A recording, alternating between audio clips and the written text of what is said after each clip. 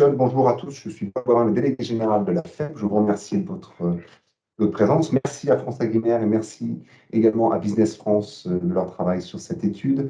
Je voulais juste dire un petit mot sur la politique de la FEB concernant l'export, qui à ce stade est encore une politique qui n'est pas complètement actée, pour vous dire les choses très clairement. On a une nouvelle gouvernance au sein de la FEB depuis 10 mois, moi depuis 6 mois. C'est un sujet qu'on a évidemment en haut de nos radars, avec des demandes adhérents qui sont parfois aléatoires et parfois contradictoires. C'est normal, hein, c'est quand même un sujet qui est particulièrement stratégique. Donc effectivement, les administrateurs se laissent un petit peu de temps pour pouvoir réfléchir clairement sur l'action, le dynamisme, ou en tout cas la dynamique que l'on va donner pour la suite sur cette thématique. Donc merci encore à France Agrimaire et à Business France sur cette étude. Elle nous sera particulièrement intéressante, notamment sur les marchés allemands et américains qui sont plus qu'importants pour nos adhérents. Et nous n'hésiterons pas à revenir vers vous le plus vite possible dès que la stratégie sera fixée. Je vous remercie, je vous dis à très bientôt. Bonne conférence. Au revoir. C'est une étude donc qui porte sur les chaînes de valeur commerciales à l'export, qui a été commanditée par France Agrimaire et donc réalisée par les équipes de Business France dans les 3 pays ciblés par l'étude, qui sont donc l'Allemagne, les États-Unis et la Chine, qui comporte un focus sur le secteur BVP, boulangerie, viennoiserie, pâtisserie, pour l'Allemagne et les États-Unis, donc d'où la tenue de ce webinaire spécifiquement. Donc, oui, comme je vous le disais, je vais juste dire un tout petit mot de présentation de l'étude et après, je laisserai très largement la parole à Business France pour la présentation. Alors, ce qu'il faut comprendre par chaîne de valeur commerciale, ce sont l'ensemble des activités qui permettent l'acheminement d'un produit français de son port d'origine jusqu'au consommateur final. Voilà, donc toutes les étapes de l'acheminement des produits alimentaires du départ de la France jusqu'au consommateur final. Et le but de l'étude, c'est de répondre aux questions suivantes. C'est quels sont les maillons qui composent cette chaîne de valeur? Quel poids ont-ils et quels services assurent-ils? Et également, en termes plutôt quantitatifs, quelle est la fourchette de marge à prévoir pour rémunérer chaque maillon? Et donc, cette étude de la fourchette de marge à prévoir a été réalisée sur la base d'études de cas dont les produits ont été choisis en lien avec les interprofessions. Donc pour l'Allemagne, c'est le cas de la baguette précuite dans un point chaud de GMS, et pour les États-Unis, ça concerne la viennoiserie crue en GMS dans le Midwest. Donc voilà, je laisserai Business France vous présenter donc ces différentes fourchettes de marge. Et voilà, le périmètre en fait de l'étude, ça portait, comme je vous le disais, sur les 3 pays, Allemagne, Chine, États-Unis, avec pour chacun des pays entre 5 et 8 filières qui ont été choisies pour développer l'étude. Et donc la filière BVP, on la retrouve donc pour l'Allemagne et les États-Unis. Voilà, sans plus attendre, donc je laisse la parole à Business France pour la présentation de l'étude sur le focus BVP, donc pour Allemagne et États-Unis.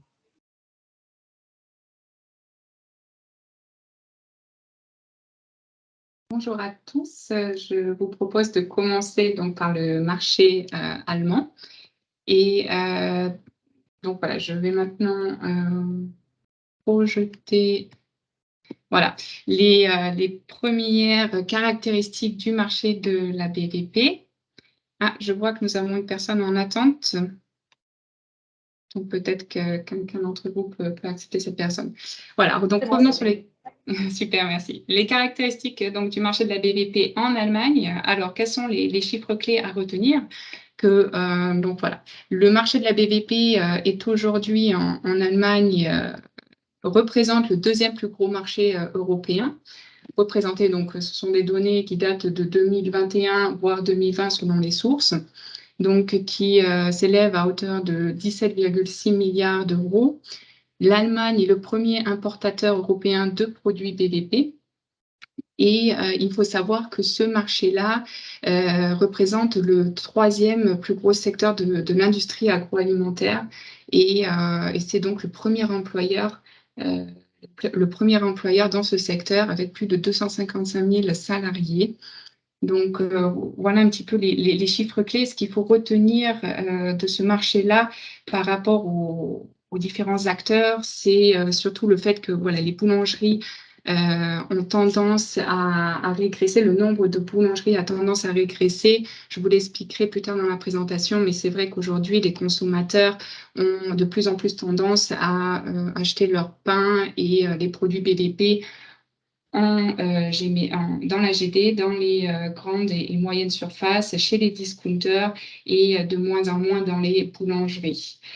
Voilà un petit peu la taille du marché. En ce qui concerne la production, il faut savoir qu'en Allemagne, il y a un grand nombre de producteurs de produits boulangers. Il y a de nombreuses boulangeries encore artisanales, mais qui sont fortement automatisées, je dois dire, et de gros industriels, donc comme vous devez déjà les connaître, Haribrot, Liken, Kuchenmeister par exemple, donc de gros industriels qui permettent de répondre à une grande partie de la demande locale et qui donc est complétée, je dirais, cette demande locale, complétée par des produits français, des produits italiens qui viennent s'ajouter à la gamme de produits allemands. Donc, on le voit ici au niveau des imports. L'Allemagne a importé plus de 2 milliards d'euros de produits BVP en 2021, donc une hausse de plus 9% par rapport à 2020. Et les produits clés de ces importations, notamment au niveau aussi de la France. Donc, c'était surtout des tartes, des pains au raisin, des brioches, des croissants, mais aussi des pizzas, des quiches, donc dans le snacking. Et bien sûr, en troisième position, donc toutes sortes de pains avec une augmentation de 10% par rapport à 2020. Qui sont les principaux concurrents de la France, puisqu'il est important quand même de connaître aussi ses concurrents. Nous avons l'Italie qui détient 15% de part de marché, les Pays-Bas 14%, la Pologne, l'Autriche et la Belgique. Voilà, sachant que la France, elle, aujourd'hui, détient 17% de part de marché. La distribution, je vous l'ai déjà expliqué, les consommateurs allemands ont tendance de plus en plus à acheter leurs produits boulangers dans les grands magasins, en grande distribution. J'y reviendrai encore tout à l'heure et ce fera également partie de la présentation de la chaîne de valeur et des différents canaux de distribution. Les principaux concurrents sur cette slide, vous pourrez voir un petit peu plus en détail quels sont les points forts des concurrents de la France. Je ne vais pas y revenir puisque le temps est limité aujourd'hui, mais je vous invite à lire ces petites explications et revenir vers moi si vous avez des questions ultérieurement par email, par exemple. J'ai apporté à cette présentation quelques chiffres clés du marché du pain, parce que je trouvais ça assez intéressant de voir un petit peu les différents types de produits qui se consommaient ici en Allemagne par rapport à la France et surtout qui étaient les plus gros fournisseurs de l'Allemagne. Donc, on voit que l'Allemagne importe une grande partie de son pain de produits de pays européens. La France, les importations depuis la France sont à hauteur de 32%, donc 32% de part de marché, les Pays-Bas 14%, suivi de la Pologne, l'Italie, l'Autriche.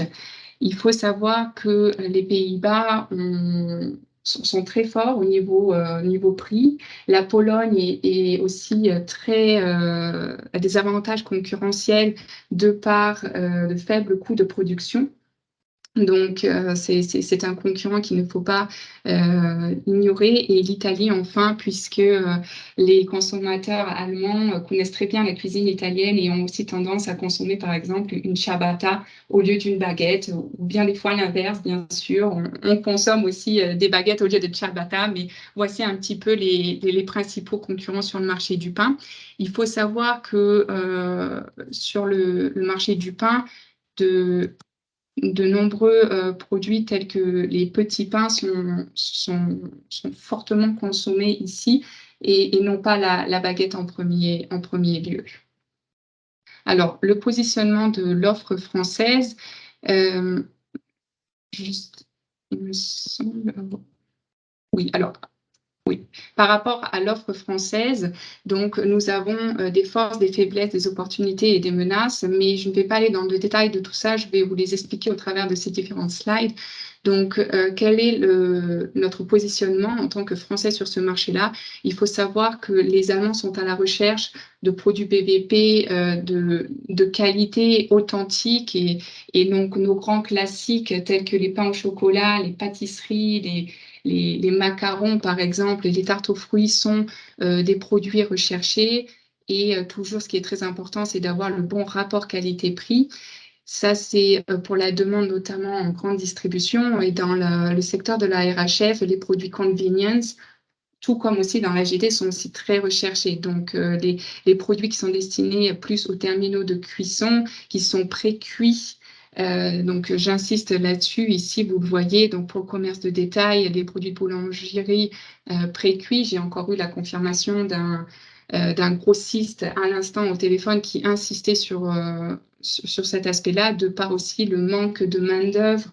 Et donc, c'est très difficile dans ce secteur-là de devoir cuire des produits sur de longues minutes. C'est pour ça qu'il insistait vraiment sur le pré-cuit. Vous pouvez également apporter un atout à l'offre locale en apportant des produits de marque, des spécialités françaises dans les rayons frais et emballés, mais aussi au rayon surgelé.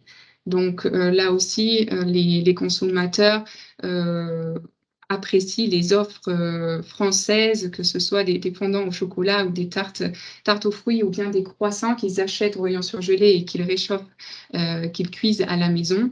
Donc ça, c'est l'aspect marque, mais il ne faut pas oublier le poids de la MDD en Allemagne, qui est très, très importante, notamment chez les discounters.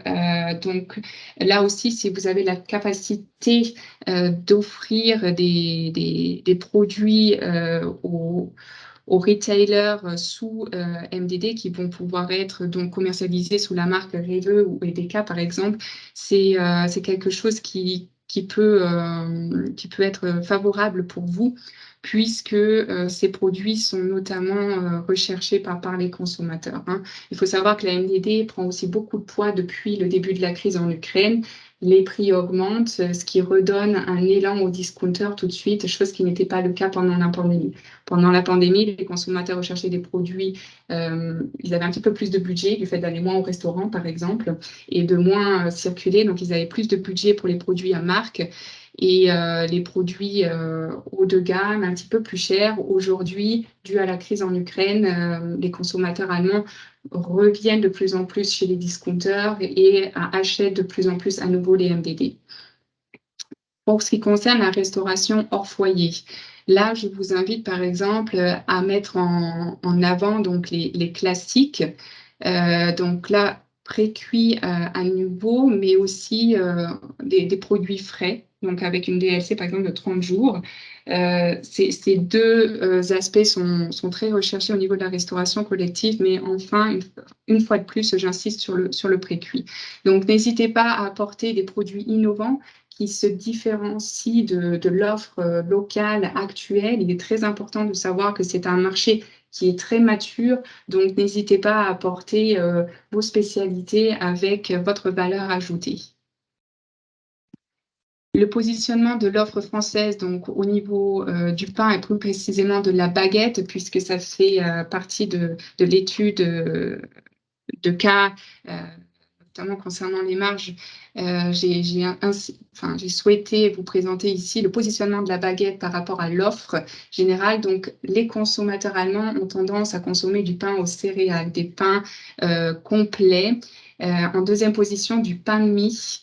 Et enfin, donc, suivi de pain aux graines, du pain complet, donc comme je viens de le dire, et la baguette. Donc, on voit tout de suite que la baguette n'est pas le produit phare ici sur le marché allemand, mais c'est un produit qui est apprécié, notamment aussi pendant l'été, lorsqu'on fait des barbecues et qu'on se retrouve avec les amis, on apprécie toujours d'avoir une baguette sous la main pour, voilà, pour accompagner ce genre de festivités et de repas, donc de la viande. Donc, c'est un baguette, c'est un produit qui est demandé, mais ce n'est pas le produit phare. Les Allemands ont tendance à consommer donc des petits pains, comme je l'expliquais, des petits pains qui souvent sont vendus aux alentours de 15 centimes dans les points chauds des GMS. La baguette, souvent, est vendue aux alentours de 79 centimes, donc là aussi au niveau des points chauds.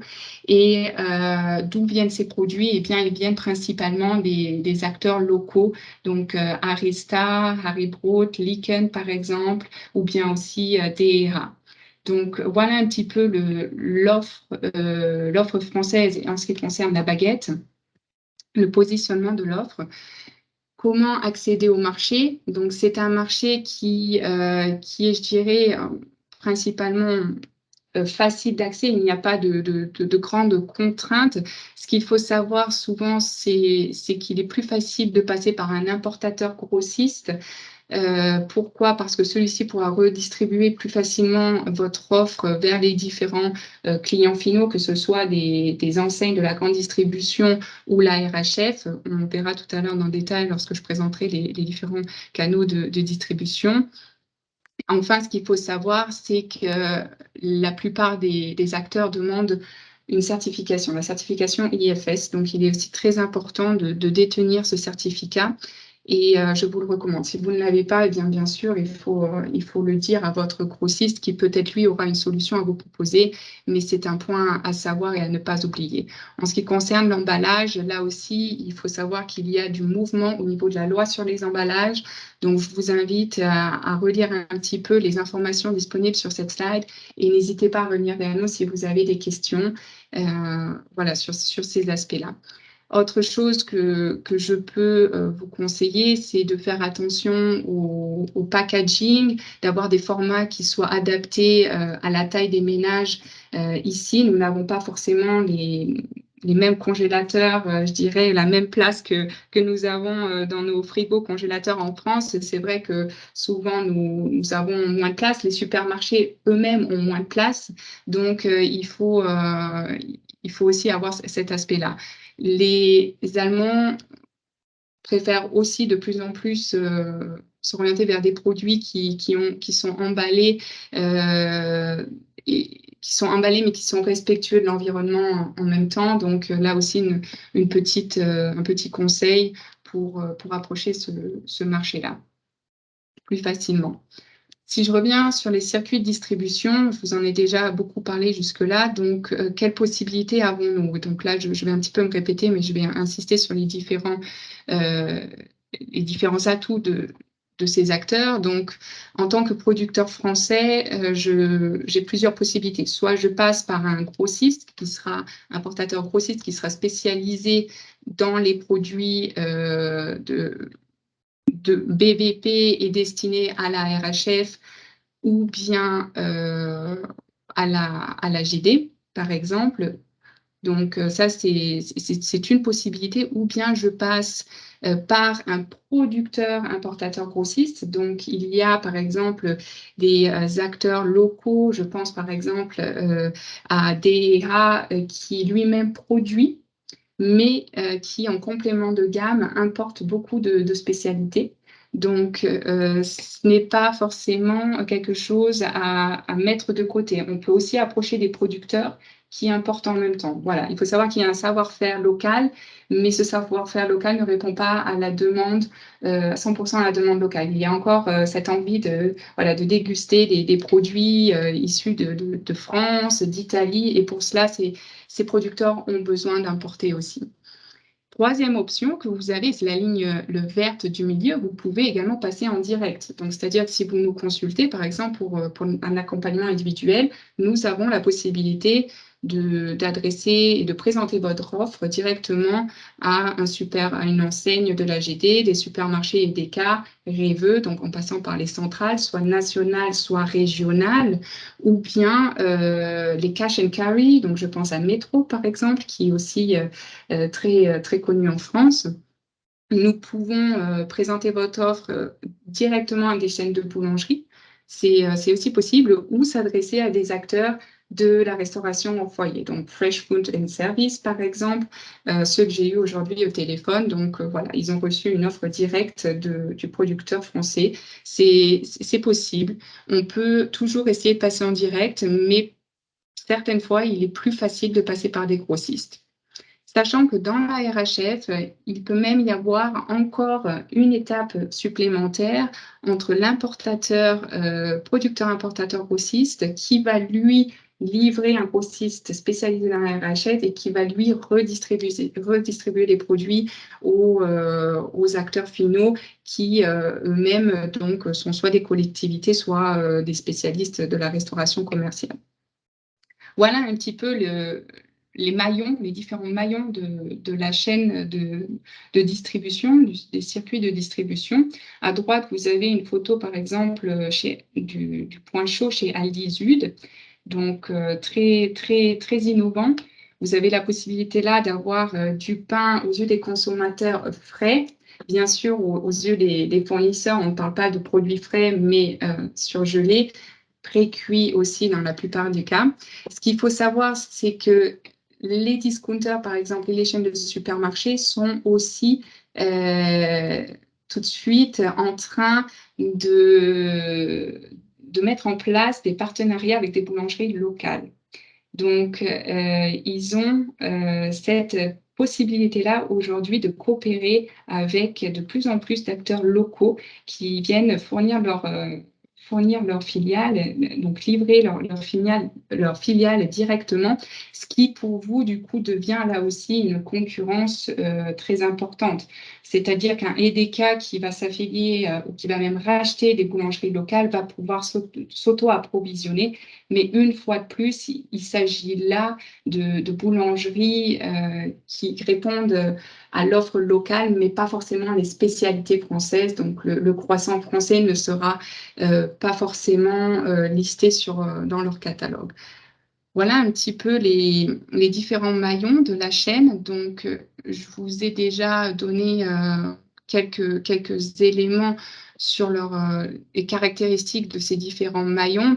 Donc, l'avantage d'un importateur grossiste, c'est qu'il va avoir un large portefeuille client, il va avoir des solutions logistiques, il va avoir aussi des solutions marketing, donc ce qui n'est pas négligeable pour le client final et souvent recherché avec voilà, du matériel sur les points de vente, des photos, des droits à l'image. Donc, voilà un petit peu le type de service. Et enfin, un grossiste souvent dispose des certifications demandées. Donc, je reviens sur la certification IFS, par exemple. Il se peut que vous ne l'ayez pas, mais que votre grossiste l'ait. Donc là, il faudrait voir avec lui s'il y a possibilité de trouver une solution par rapport à ça. Les importateurs grossistes spécialisés, ils sont peu nombreux, on en compte une quinzaine. Les producteurs importateurs grossistes, donc là aussi, ils sont peu, une petite dizaine, et tous deux ont un rayonnement national et international. Au niveau de leur marge, donc on a relevé que ces acteurs-là prenaient entre 30 et 40% de marge. Vous pouvez également passer par des agents commerciaux. Je m'excuse, je ne l'ai pas présenté dans la slide d'avant, mais c'est aussi une possibilité que vous avez. Vous pouvez passer par un agent commercial. Cependant, il faut savoir qu'ils sont de moins en moins nombreux et qu'ils ont un coût très élevé. C'est-à-dire que par mois, ils vont vous demander environ 5 000 € fixes, plus la commission qui va être entre 3 et 5%. Donc, une commission sur leur vente. Donc, c'est quelque chose que nous ne recommandons pas, mais qui est possible. Et bien souvent, ces agents couvrent un secteur régional et non national. Les grossistes RHF, ils sont également peu nombreux. Mais l'avantage, voilà, c'est qu'ils vont, eux, vraiment être, bien, comme le nom le porte, leur nom le porte, RHF, ils vont être dédiés et spécialisés dans ce domaine-là. Ils vont pouvoir assurer, tout comme les autres grossistes, la logistique. Ils ont leur propre flotte de camions. Ils vont pouvoir assurer un service de communication et de conseil aussi auprès de leurs clients finaux. Donc, si je prends une station-service qui vend des petits pains et des sandwichs, son grossiste va pouvoir venir chez lui, proposer des formations à ses employés, comment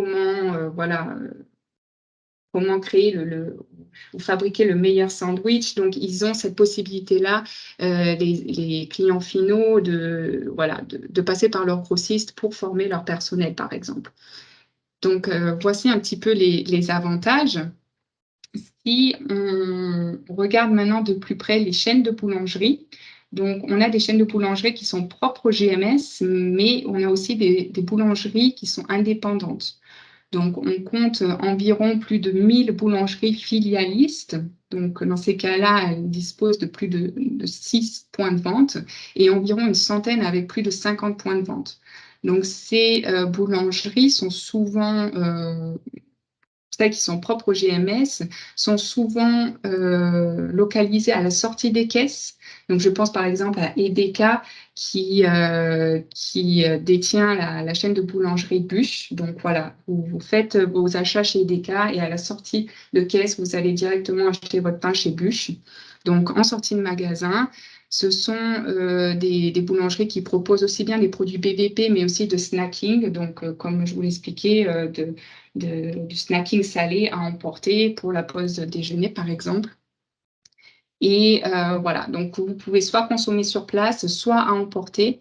Et souvent, ces boulangeries sont localisées dans les centres-villes, proches des centres-villes. Et de plus en plus, elles proposent aussi des services de livraison à domicile. Donc, au niveau de leur marge, on a eu l'information suivante qu'elle se situe entre 20 et 25%. Les boulangeries discount en libre service. Alors là, je reviens sur les boulangeries qui sont situées donc en centre-ville. Je pense par exemple à Bakwerk, donc c'est une boulangerie discount. Donc je ne parle pas des points chauds, je parle bien de boulangerie, mais à petit prix. Donc vous avez par exemple, je répète, la chaîne de boulangerie Bakwerk, où là vous allez pouvoir acheter vos produits BVP, vous allez pouvoir vous-même prendre du rayon, mettre dans votre petit sac, donc de la vente bien souvent à emporter, mais que vous pouvez aussi consommer sur place, et des chaînes de boulangerie qui coopèrent souvent aussi avec des fondations, que ce soit à l'échelle locale ou régionale. Mais voilà un petit peu le type de boulangerie. Et à cela s'ajoutent bien sûr les supermarchés, les discounters qui eux aussi proposent des produits BVP. Donc en supermarché, hypermarché, nous avons les enseignes Edeka, Rewe, Kaufland, Globus, Familia, par exemple.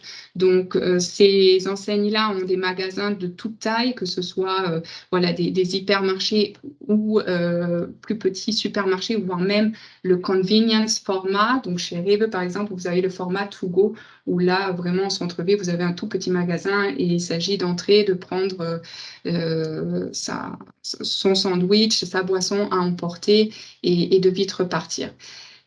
Vous avez aussi la possibilité d'aller directement au service point chaud de ces enseignes-là, où vous aurez environ le choix entre 40 articles et vous pourrez retrouver des articles, par exemple, invendus de la veille. Je sais que Lidl le fait, et voire même donc la possibilité d'avoir des produits donc encore moins chers que ce qu'ils proposent le jour J où vous y êtes. Donc vraiment des rabais entre 30 et 50% si vous achetez les produits de la veille.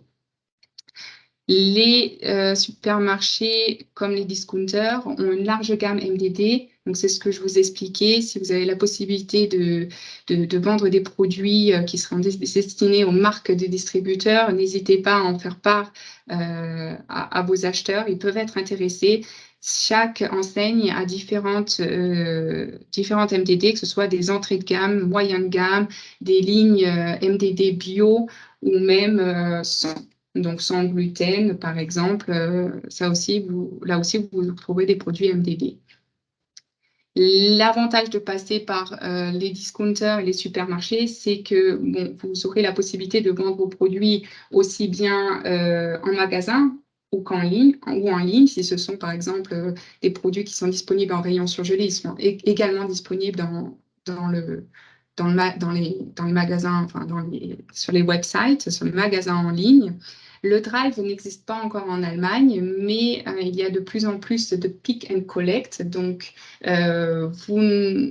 la différence, c'est voilà, vous n'y allez pas avec votre voiture, vous ne vous garez pas et vous ne récupérez pas votre sac comme vous avez tendance peut-être à le faire chez Leclerc, mais ici, c'est plus voilà, du pick and collect. Vous passez votre commande en ligne et vous allez la récupérer en magasin.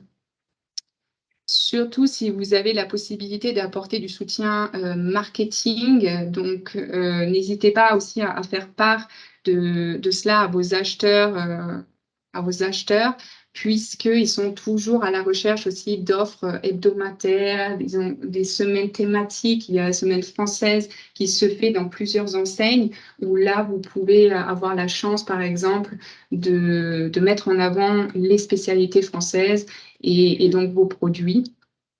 Voici un petit peu les avantages de ces clients finaux. Le commerce de gros cash and carry, on en compte environ 350 en Allemagne. Le leader, c'est Metro. Là aussi, on a les mêmes avantages, commerce en ligne, marketing et de la logistique. Il faut savoir qu'ils sont spécialisés dans la RHF et qu'ils ont cette possibilité-là de livrer leurs clients finaux. Donc, un avantage qui n'est pas à négliger pour le restaurant ou la collectivité, le restaurant collectif qui souhaite passer par métro. La restauration au foyer, donc je viens, on comptait environ 250 000 établissements. 250 000 établissements à l'échelle nationale et donc un grand nombre de restaurants ne disposaient pas de drive-in, mais ils ont mis ce système en place pendant la pandémie. Donc aujourd'hui encore, on peut aller chez un restaurant, passer commande, prendre son repas et rentrer chez soi. Donc, c'est quelque chose qui s'est mis en place. Alors, le drive-in, pas avec la voiture, mais voilà un petit peu le principe avec la possibilité de commander et d'aller chercher donc son repas à emporter. McDonald's, lui, par exemple, a proposé pendant la pandémie un service de livraison à domicile. Je ne sais pas si j'ai encore un petit peu de temps. Je pense avoir fait le tour donc, de beaucoup d'aspects. Par rapport à l'étude de cas, je souhaite passer un petit peu de temps dessus rapidement. Donc, l'étude de cas portait sur la baguette pré-cuite en point chaud de GMS. Donc, il faut savoir que c'est une étude qui a été réalisée au mois de mars. Aujourd'hui, vous le verrez tout à l'heure, les prix ne sont plus les mêmes, les prix de vente, mais voici ce que nous avons relevé au mois de mars. Donc, si on prend une baguette relevée chez Aldi au point chaud, celle-ci était vendue à 69 centimes au mois de mars. Donc, d'après les informations que nous avons eues de différents acteurs, donc de producteurs et de grossistes, voici un petit peu si les différentes marges qui sont donc qui ont été ajoutées au prix de départ. Donc, voilà le prix de départ conseillé aux alentours de 20 centimes. Si c'est au-delà de 20 centimes, cela risque d'être difficile de faire son trou sur le marché allemand, puisqu'à ces 20 centimes, il faut ajouter des coûts de transport aux alentours de 9 centimes.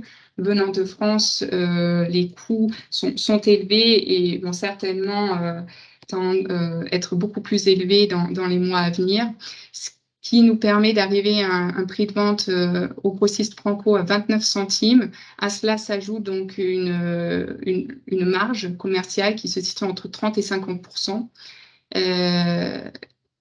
Qui va donc nous permettre d'obtenir le prix de vente aux détaillants et auquel il faut encore ajouter une majoration.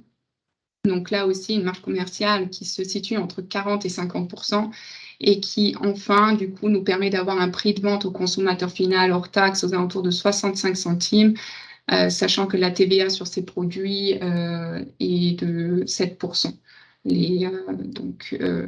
La baguette, les produits de première nécessité, donc ont une TVA de 7%.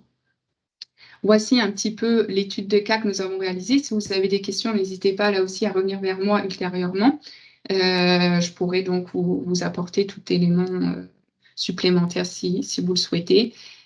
À droite, je vous ai mis le relevé de prix que j'avais réalisé au mois de mars, donc ce qui vous permet un petit peu de voir que la baguette disponible dans les points chauds des GMS se situe entre 69 centimes et 89 centimes. Et dans les chaînes de boulangerie, qu'elle était vendue donc bien plus cher, entre 1,60 et 1,95 chez certaines boulangeries type Förster et Kamps. Donc, voici un petit peu les infos concernant les marges. Enfin, petit point, regard sur les actualités. Donc, cette slide vous dit que eh bien, les enseignes de la grande distribution ont tendance, comme je vous l'ai expliqué, à racheter des boulangeries locales. Elles ont tendance à coopérer avec des boulangeries régionales de plus en plus, donc Aldi par exemple. Il y a aussi les industriels qui, eux, essayent de se différencier en mettant en avant l'aspect environnemental et respect de l'environnement, mais du bien-être aussi animal. Et enfin, de plus en plus de boulangeries aussi proposent de la livraison à domicile. Donc, elles ne vont pas forcément livrer elles-mêmes la marchandise, mais elles vont passer par des livreurs type Volt, par exemple, qui s'est associé à la boulangerie de Camps. La deuxième information que je tiens à vous communiquer aujourd'hui, donc c'est au niveau de l'inflation. Le prix augmente depuis le mois de mars tous les jours, j'ai envie de dire. Les supermarchés ne peuvent plus proposer le même prix qu'au mois de mars. Ils sont bien obligés, eux aussi, d'augmenter leur prix, sans vous parler, bien sûr, des boulangers qui eux-mêmes souffrent beaucoup de la crise. Et ce qui nous dit aujourd'hui que les consommateurs font et portent beaucoup plus attention au prix, font beaucoup plus attention au prix qu'à l'aspect durabilité et environnemental. Aujourd'hui, nous sommes très impactés par l'inflation et nous devons revoir donc nos priorités en tant que consommateur final. Pourquoi? Parce que le prix des matières augmente, le prix de la main-d'œuvre augmente, le prix de l'énergie augmente, ce qui ne permet donc pas aux industriels et aux boulangers de maintenir leur prix du mois de mars et d'avant la crise. Vous voyez ici à droite l'évolution du prix d'huile de tournesol, ici l'augmentation du prix du blé. Enfin, l'évolution du salaire minimum en Allemagne, qui lui aussi tend à augmenter. Il est aujourd'hui aux alentours de 10,45 € brut de l'heure. Il va passer à 12 € au mois d'octobre. Et enfin, les prix de l'énergie qui aussi augmentent fortement. Donc ici, vous avez l'augmentation entre 2019 et mi-avril 2022. Donc voilà, sur le diesel, les coûts de transport augmentent fortement. Le diesel qui a augmenté de 55% par exemple, et l'électricité de 28%. Si on compare donc les prix d'avril 2022 au prix moyen 2019. En bas à droite, je vous l'expliquais dès le début de ma présentation, l'Allemagne a une certaine autosuffisance, que ce soit en termes de production et d'autosuffisance alimentaire. On a assez de matières premières, assez de blé, mais ce qui se passe, c'est qu'une grande partie de cette production est exportée, donc ce qui demande à nouveau d'importer, et donc les boulangers sont un petit peu, oui, choqués par ce principe. Voilà, on a assez de céréales, mais on exporte et à la fin, on est obligé de réimporter. Donc voilà, on ne gagne pas forcément au change à la fin et cela a un impact sur les différents producteurs. Par rapport à l'inflation, voici une petite analyse. Donc, je suis retournée aujourd'hui, ce matin, chez Aldi, revérifier les prix. Donc, on voit que la baguette a augmenté de 23%. Elle coûtait 69 centimes au mois de mars. Aujourd'hui, elle coûte 80 centimes. Le petit pain coûtait 15 centimes. Aujourd'hui, il en coûte 17, donc une augmentation de 13%. Et enfin, vous pouvez le voir ici, les différents types de pains qui sont consommés. Donc, comme je vous expliquais, des pains complets, rectangulaires, aux céréales. Là aussi, des taux d'inflation qui sont assez marquants entre le mois de mars et début juillet.